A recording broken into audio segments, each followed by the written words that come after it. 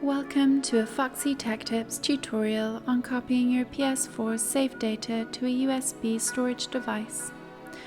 If you find this video helpful, please consider subscribing to my channel and liking the video. From the dashboard of PS4, go up to the control panel and move to the right until you get to Settings and open them.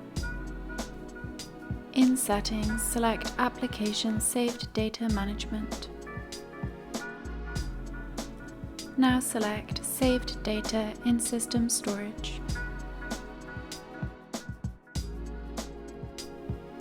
From there, click Copy to USB Storage Device.